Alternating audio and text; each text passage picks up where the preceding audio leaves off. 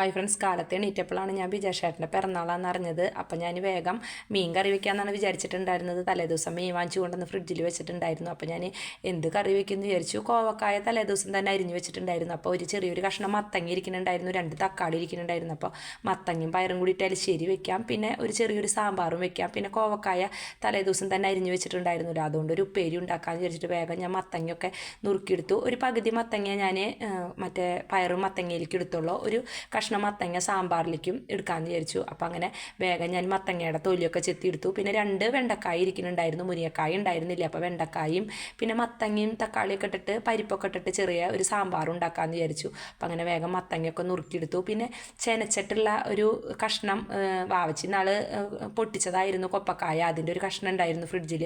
അപ്പോൾ അതും കൂട്ടിയിട്ട് മത്തങ്ങയും പയറിൽ ശരി വെക്കണേൽ ഇടാമെന്ന് വിചാരിച്ചു. അപ്പോൾ ഇത്തിരി കഷ്ണം ഉണ്ടാവുമല്ലോ. അപ്പോൾ അങ്ങനെ വേഗം ഞാൻ മത്തങ്ങയൊക്കെ നുറുക്കിയെടുത്തതിന് ശേഷം വേഗം ഞാൻ പയർ വേവിക്കാനായിട്ട് വെച്ചിട്ടുണ്ടായിരുന്നു. ഒരുവിധം പയർ വെന്തു എന്ന് തോന്നിയപ്പോൾ തലേദിവസം അറിയാത്ത കാരണം ഞാൻ പയർ വെള്ളത്തിലിട്ട് വെച്ചിട്ടുണ്ടായിരുന്നില്ല. പിന്നെ കോവക്കായ ഇന്നലെ ഞാൻ അരിഞ്ഞ് വെച്ചിട്ടുണ്ടായിരുന്നു, പക്ഷെ നോക്കിയപ്പോൾ വളരെ കുറവുണ്ടായിരുന്നുള്ളൂ. അപ്പോൾ ഞാൻ ഇന്നാൾ ചേച്ചിയുടെ വീട്ടിൽ അനിയൻ പോയപ്പോൾ കുറച്ച് പച്ചക്കറി അമ്മ തന്നയച്ചു എന്ന് പറഞ്ഞില്ലേ, അതിൽ പയറൊക്കെ ഉണ്ടായിരുന്നു. അപ്പോൾ ഞാനതൊരു കവറിലാക്കി വെച്ചിട്ടുണ്ടായിരുന്നു. നോക്കിയപ്പോൾ അവസാനം നോക്കിയപ്പോൾ ഇഷ്ടം പോലെ പച്ചക്കറി ആയിരുന്നു. അപ്പം അങ്ങനെ അതുകൊണ്ടുള്ളൊരു ചെറിയൊരു സദ്യയൊക്കെ ഉണ്ടാക്കി. എന്നിട്ട് ഞാൻ വേഗം പയറൊക്കെ വെന്ത് വന്നപ്പോഴേ മത്തങ്ങയും പിന്നെ ഒരു ചെറിയ കഷ്ണം ചെനച്ച കൊപ്പക്കായയുടെയും കൂടിയിട്ട് അതിലിട്ട് കൊടുത്തു വേവിക്കാനായിട്ട് വെച്ചു.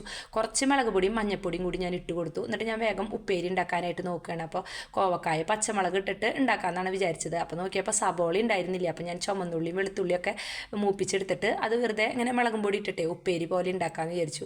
അപ്പോൾ അങ്ങനെ വലിയ സദ്യവട്ടമൊന്നും വേണ്ട, എന്നാലും പിന്നെ പിറന്നാളല്ലേ, അപ്പോൾ നമ്മൾ അറിഞ്ഞതല്ലേ, അറിഞ്ഞിട്ടില്ലെങ്കിൽ പിന്നെ സാരല്ലായിരുന്നു. അപ്പോൾ ഞാൻ വേഗം ബിജേഷേട്ട അതൊന്നും അറിഞ്ഞിട്ടില്ല, എണീറ്റിട്ടില്ല. അപ്പോൾ ഞാൻ വേഗം ഉപ്പേരിയൊക്കെ ഉണ്ടാക്കി. പിന്നെ എനിക്ക് സാമ്പാർ ഉണ്ടാക്കണം, പിന്നെ പപ്പടം ഇരിക്കുന്നുണ്ട്, പപ്പടം വറക്കണം.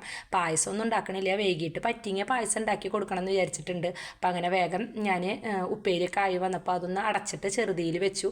അപ്പോൾ ഞാൻ ബിജേഷേട്ട എണീറ്റ് വന്നപ്പോൾ ഹാപ്പി ബർത്ത്ഡേ പറഞ്ഞപ്പോഴാണ് ആളും അറിയണത്. അപ്പോൾ അങ്ങനെ അതൊക്കെ കഴിഞ്ഞപ്പോൾ ഞാൻ തക്കാളിയും ഞാൻ പറഞ്ഞില്ലേ 2 വെണ്ടക്കായും ഉണ്ടായിരുന്നുള്ളൂ. അപ്പോൾ അങ്ങനെ അതൊക്കെ ഞാൻ വേവിക്കാനായിട്ട് വെച്ചു. പരിപ്പടുപ്പത്തിട്ട് ില്ല. അപ്പോൾ നമ്മൾ പിറന്നാളായി കഴിഞ്ഞാൽ നാളികേരം പൊട്ടിക്കുമെന്ന് പറയുന്നത് കേട്ടിട്ടുണ്ട്. അപ്പോൾ ഞാൻ വേഗം ഒരു നാളികേരം കുടച്ചെടുത്തു. പിന്നെ എലിശ്ശേരിയിലേക്ക് നാളികേരം വേണമല്ലോ, എന്നിട്ട് അതൊക്കെ ചിരകി എടുത്തിട്ട് വേഗം ഞാൻ അരച്ചെടുക്കാനായിട്ട് നോക്കുകയാണ്. അപ്പം നല്ല ജീരകവും ചുമന്നുള്ളിയും പച്ചമുളകും പിന്നെ കുറച്ച് മഞ്ഞൾപ്പൊടി ഇട്ടിട്ടാണ് ഞാൻ ഒന്ന് ഒതുക്കിയെടുത്തത്. അപ്പം അങ്ങനെ ഉപ്പേരി നോക്കിയപ്പോഴേ ഒരുവിധം ഉപ്പേരിയും വെന്ത് വന്നിട്ടുണ്ട്. അപ്പം ഞാനതൊന്ന് ഇളക്കി, എന്താണെന്ന് വെച്ചാൽ വെള്ളമൊന്നും ഒഴിച്ചിട്ടില്ല. അപ്പോൾ നമ്മൾ എന്താ പറയുക, അങ്ങനെ വെറുതെ വെള്ളമൊന്നും ഒഴിക്കാണ്ട് ഇങ്ങനെ ആവിയിൽ വേവിച്ചെടുക്കുകയാണ് ചെയ്തത്.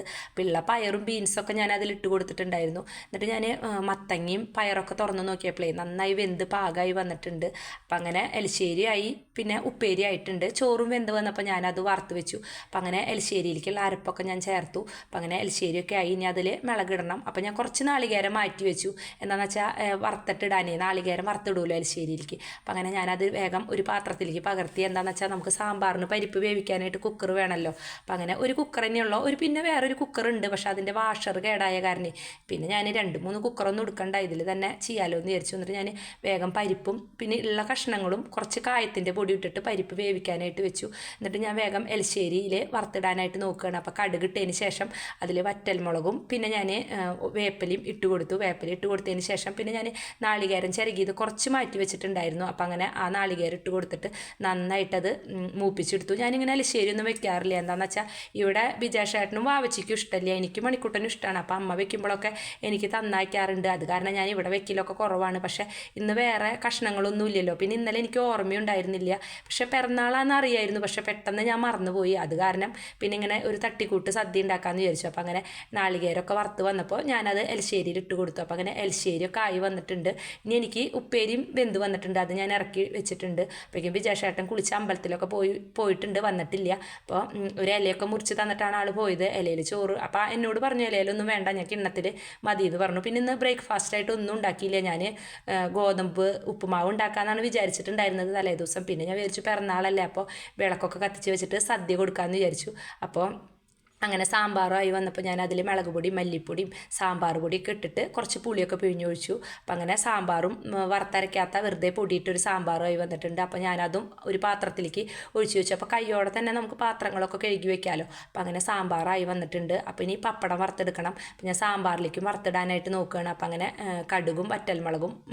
അപ്പോൾ സാമ്പാറിലേക്ക് നോക്കിയപ്പോഴേ വേപ്പില ഉണ്ടായിരുന്നില്ല. അപ്പോൾ വേപ്പില വിജയശേട്ടൻ നമ്മുടെ വീട്ടിൽ നിന്ന് തന്നെ പൊട്ടിച്ചിട്ട് വന്നു. അപ്പോൾ അമ്മ ഈ വീഡിയോ കണ്ടു കഴിഞ്ഞാൽ പറയും, എപ്പോഴും അമ്മേനോട് പറയാറുണ്ട്, വീട്ടിലുണ്ട് വേപ്പില, ചേച്ചിയുടെ വീട്ടിലുണ്ട്, ചേച്ചിയുടെ വീട്ടിൽ പോകുമ്പോൾ ഞാൻ കൊണ്ടുവരാറുണ്ട്, പക്ഷേ വീട്ടിലേക്ക് ഞാൻ മിക്കവാറും പോകാറുണ്ട്, പക്ഷേ എന്നും മറക്കും. അപ്പം അമ്മ എൻ്റെ വീഡിയോ കാണുമ്പോഴേ വേപ്പിലയുടെ കാര്യം പറയുമ്പോൾ അമ്മ പറയും, നിനക്ക് ഇവിടെ നിന്ന് കുറച്ച് കൊണ്ടക്കൂടെ എന്ന് ചോദിക്കാറുണ്ട്.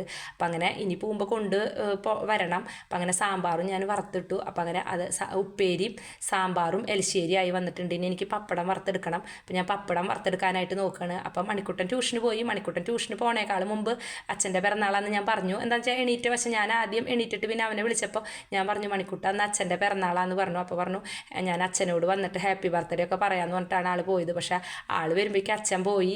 അപ്പം അങ്ങനെ അപ്പോൾ വന്ന വശം ഇനി ചായക്ക് എന്താ ഉണ്ടാക്കിയെന്നൊക്കെ എന്നോട് ചോദിക്കും. പക്ഷേ സദ്യ എന്ന് പറഞ്ഞ ആൾക്ക് നല്ല ഇഷ്ടമാണ് സദ്യ. അപ്പോൾ സദ്യ ഒന്നല്ല, ചെറിയൊരു സദ്യ, നമ്മുടെ വീട്ടിലുള്ള പച്ചക്കറി വെച്ചിട്ട് ചെറിയൊരു സദ്യ ഒക്കെ ഉണ്ടാക്കി. അപ്പം അങ്ങനെ പപ്പടമൊക്കെ വറുത്തെടുത്തതിന് ശേഷം പിന്നെ ഞാൻ വിജയശേട്ടൻ എത്തിയിട്ടില്ല, അമ്പലത്തിൽ പോയിട്ട്. അപ്പോൾ ഞാൻ വേഗം വിജയശേട്ടനുള്ള ചോറൊക്കെ ആക്കുകയാണ്. അപ്പോൾ ഭാവിച്ച് ഇന്ന് സ്കൂളിൽ പോകണില്ല. അപ്പോൾ എന്താണെന്ന് വെച്ച് കഴിഞ്ഞാൽ ആൾക്ക് ഞാൻ പറഞ്ഞില്ലേ പനിയാണ്, പിന്നെ ചെറുതായിട്ട് തൊണ്ടയിൽ ടോൺസിലിസിൻ്റെ ഒരു പഴുപ്പൊക്കെ ഉണ്ട്. അപ്പോൾ അതിന് ആൻറ്റിബയോട്ടിക്കൊക്കെ കഴിക്കുകയാണ്. അപ്പോൾ ആളിന്ന് പോകണില്ല.